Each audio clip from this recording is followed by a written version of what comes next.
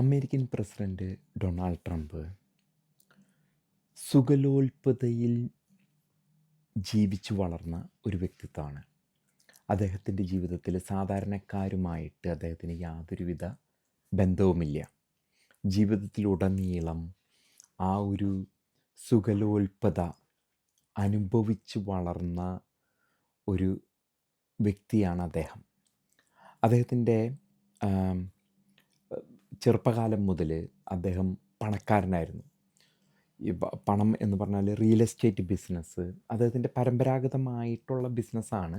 അദ്ദേഹത്തിൻ്റെ പിതാവിൽ നിന്നും കൈമാറി നൽകപ്പെട്ട ഒരു സമ്പത്തിൻ്റെ ഒരു ഭാഗം അദ്ദേഹം അത് കെട്ടിപ്പടുത്ത് വലിയൊരു നിലയിലേക്ക് തികഞ്ഞ ഒരു വ്യവസായി, അതല്ലെങ്കിൽ എൻ്റർപ്രീനർ, അതല്ലെങ്കിൽ ബിസിനസ് മൈൻഡഡ് ആയിട്ടുള്ള വ്യക്തിത്വമാണ് ഡൊണാൾഡ് ട്രംപ്.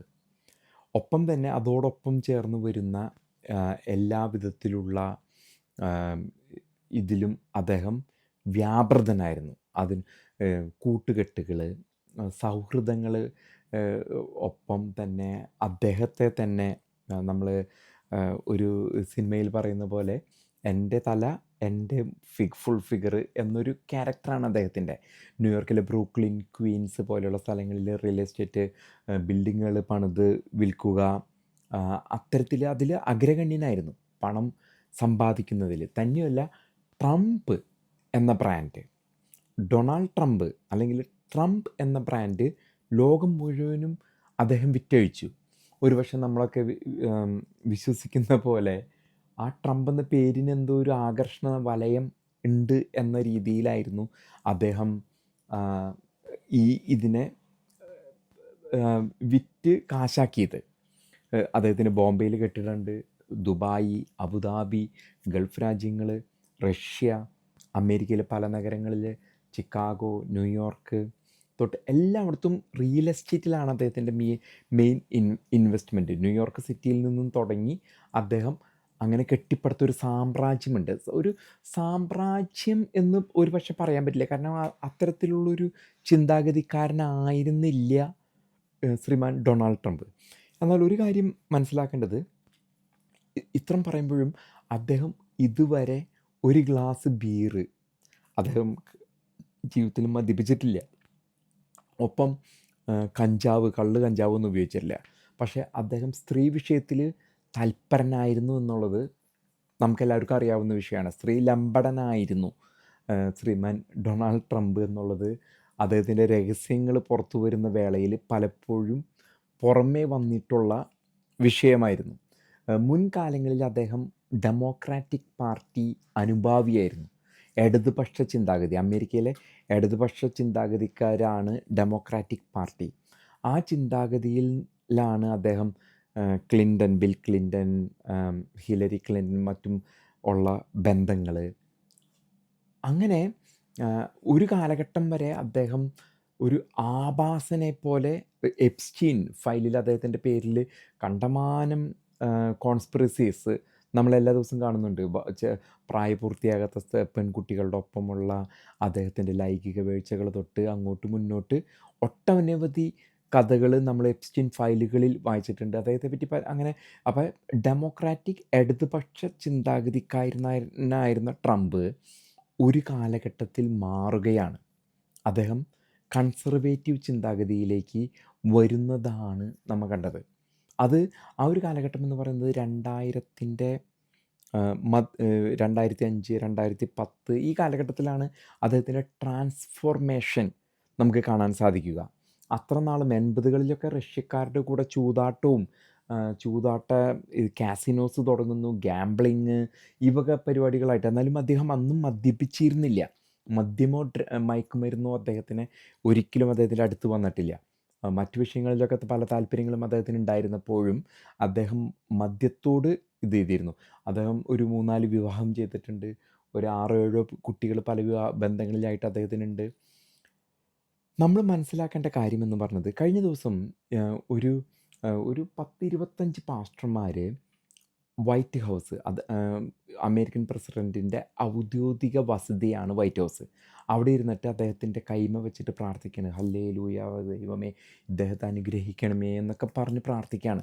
അദ്ദേഹം കണ്ണടച്ചിരുന്ന് ആ പ്രാർത്ഥനയിൽ മുഴുകി വ്യാപൃതനാകുന്നൊരു കാഴ്ചയാണ് ലോകം കണ്ടത്. നമ്മൾ മനസ്സിലാക്കണം, ഇറാൻ യുദ്ധം നടന്നുകൊണ്ടിരിക്കുകയാണ്. അതിൻ്റെ പാരമ്യത്തിൽ നിൽക്കുന്ന കാലഘട്ടത്തിലാണ് ഇത് സംഭവിക്കുന്നത്.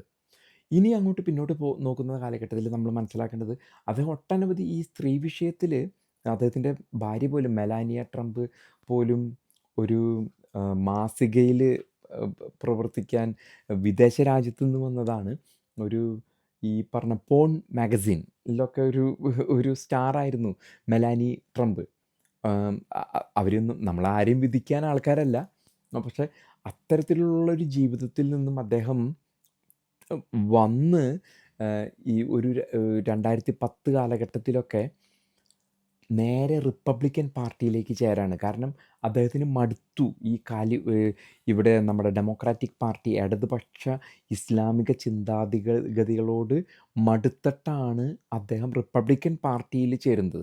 ഒപ്പം തന്നെ ഒബാമ ഒക്കെ ഉള്ള സമയത്ത് ഒരുപക്ഷെ അദ്ദേഹത്തിന് ഒരു വംശീയ വെറിയൻ എന്ന് പറയുന്നത് ഒരു പരിധി വരെ അദ്ദേഹത്തിന് ഒരു വംശീയ വെറിയുണ്ട്. വെള്ളക്കാരൻ എന്നൊരു ചിന്താഗതി ഇല്ല എന്ന് നമുക്ക് തള്ളിക്കളയാൻ പറ്റില്ല.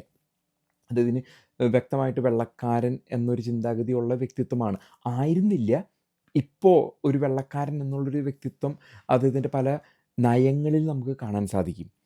ഈ ഒരു ഇദ്ദേഹത്തിൻ്റെ മേലെ ദൈവം നിങ്ങൾ ദൈവവിശ്വാസിയാണെങ്കിൽ ദൈവം എത്തരത്തിൽ പ്രവർത്തിച്ചു എന്നുള്ളതാണ് 82 വയസ്സ് 82 വയസ്സെന്നൊക്കെ പറയുമ്പോൾ വൃദ്ധനായി. ആ വാർദ്ധക്യം നമ്മളിപ്പോൾ 82 വയസ്സുകാരൻ എന്ന് പറഞ്ഞ വാർദ്ധക്യം പിടിച്ചുലയ്ക്കേണ്ട സമയം ആണ്. അപ്പോഴും അദ്ദേഹത്തിൻ്റെ ആ ചുറുചുറുക്ക് എന്ന് പറഞ്ഞാൽ മദ്യപിക്കില്ല. അദ്ദേഹത്തിൻ്റെ ആ ഒരു ട്രാൻസ്ഫോർമേഷൻ്റെ അതാണ് ഞാൻ പറയുന്നത്, ദൈവത്തിൻ്റെ വലതുകരം അദ്ദേഹത്തിൻ്റെ തലയിലിരിക്കുന്നു എന്ന് വേണം വിശ്വസിക്കാനായിട്ട്. തന്നെയല്ല, പാസ്റ്റർമാർ വരുമ്പോൾ അവർക്ക് വേണ്ടി കറുത്തവർഗ്ഗക്കാരുണ്ട്, ഹിസ്പാനിക്സ് ഉണ്ട്, വെള്ളക്കാരുണ്ട്, പാസ്റ്റേഴ്സ് അവർ ഒരുമിച്ച് നിന്നിട്ട് വൈറ്റ് ഹൗസിൽ അദ്ദേഹത്തിന് വേണ്ടി പ്രാർത്ഥിക്കുകയാണ്. അദ്ദേഹം അതിനു വേണ്ടി അത് നേരെ തിരിച്ചുള്ള ട്രാൻസ്ഫോർമേഷൻ കഴിഞ്ഞ 15-20 വർഷമായിട്ട് ഡൊണാൾഡ് ട്രംപ് എന്ന വ്യക്തിയിൽ ഉണ്ടാക്കിയിരിക്കുന്ന ട്രാൻസ്ഫോർമേഷൻ ആണ് നമ്മൾ മനസ്സിലാക്കേണ്ടത്. അദ്ദേഹത്തിനെ ലോകത്തിൻ്റെ അധികാരിയായി തിരഞ്ഞെടുത്തു. 2016 മുതൽ 2020 വരെ അദ്ദേഹം ഭരിച്ചിരുന്ന ആ ഒരു ചിന്താഗതിയല്ല അദ്ദേഹത്തിൻ്റെ 2024 അധികാരത്തിൽ വന്നതിന് ശേഷമുള്ളത്.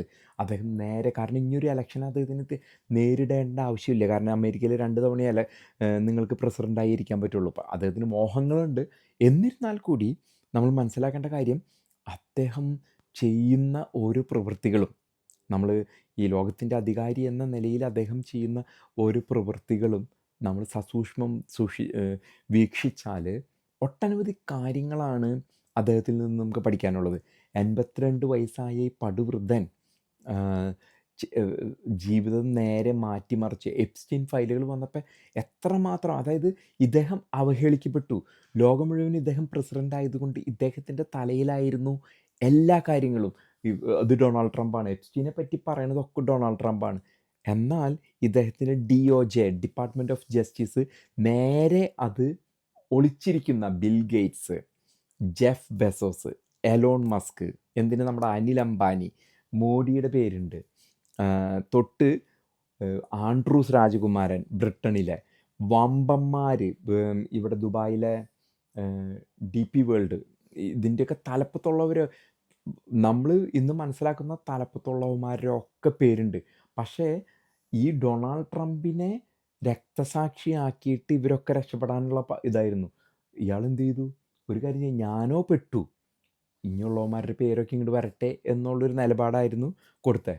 അപ്പോൾ നമ്മൾ മനസ്സിലാക്കേണ്ടത്, ഈ 82 വയസ്സുകാരൻ ലോകത്തിൽ ഇന്നിപ്പോൾ ഞാൻ ഈ സംസാരിക്കുന്ന വേളയിൽ ഇസ്രായേലും അമേരിക്കയും കൂടി ഇറാൻ എന്ന രാജ്യം കഴിഞ്ഞ അരനൂറ്റാണ്ടായി ലോകത്തിലേക്ക് തീവ്രവാദം കയറ്റിയച്ച ഖമേനിയെ കൊന്നുകൊണ്ട് കഴിഞ്ഞ 7 ദിവസമായിട്ട് നടക്കുന്ന യുദ്ധം, ഇതൊക്കെ കൂട്ടി വായിക്കേണ്ടത് ചരിത്രങ്ങളാണ്. അദ്ദേഹം ഒന്നിനും ഈ തവണ ഭരണത്തിൽ വന്നതിന് ശേഷം ഒന്നിനൊരു വിമുഖതയില്ല. അടിക്കേണ്ടടുത്ത് അടി, ഇമിഗ്രേഷൻ, അമേരിക്കയുടെ ഉള്ളിലെ ഡൊമസ്റ്റിക് പോളിസീസ്, ഡൊമസ്റ്റിക് പോളിസീസിൽ ഇമിഗ്രേഷൻ കയറ്റിവിടുന്നു, ആൾക്കാരെ കയറ്റിവിടൽ തൊട്ട് ഒരാളെയും പ്രീണിപ്പിക്കാൻ തയ്യാറല്ല. ഞാൻ ഒരു ഞാനും ഇതിൽ ഭാഗഭാക്കാകാൻ കാരണം ഇപ്പോൾ പറയാനുള്ള കാരണം, സാധാരണ രീതിയിൽ ഡെമോക്രാറ്റ് ആണെങ്കിൽ റിപ്പബ്ലിക്കനിൽ ഒരു ഭരണത്തിൽ വരുമ്പോൾ പട്ടാളക്കാരെ സൂചിപ്പിക്കുന്ന ഒരു പരിപാടിയുണ്ട്. അതിന് പോലും അയാൾ തയ്യാറല്ല. പട്ടാളക്കാരുടെ ആനുകൂല്യങ്ങളൊക്കെ വെട്ടിക്കുറയ്ക്കുകയാണ് അദ്ദേഹം. സാധാരണ രീതിയിൽ റിപ്പബ്ലിക്കൻസ് ആണ് പട്ടാളക്കാർക്ക് വേണ്ടി എന്തെങ്കിലുമൊക്കെ ചെയ്തു കൊടുക്കുന്നവർ. അതുപോലും ഒരാളെയും പട്ടാളക്കാരും വേണ്ട, സുഖിപ്പിക്കൽ പരിപാടിയില്ല. ഞാനതിന് കുറ്റം പറയല്ല. സുഖിപ്പിക്കണ പരിപാടിയില്ല, പട്ടാളക്കാർക്കും ഇല്ല, ഒരാൾക്കും ഇല്ല. എല്ലാം എഴുതി വെച്ച പോലെ അങ്ങോട്ട് ചെയ്യാണ് അദ്ദേഹം. അപ്പം ആഭാസനായ ഈ ഡൊണാൾഡ് ട്രംപ്, അതല്ലെങ്കിൽ അദ്ദേഹത്തിൻ്റെ ദൈവം വരുത്തിയ മാറ്റമോ ലോകം വരുത്തിയ മാറ്റമോ എന്നുള്ളതാണ് ഞാൻ ഈ വീഡിയോയിൽ ചർച്ച ചെയ്യാൻ ഉദ്ദേശിക്കുന്നത്.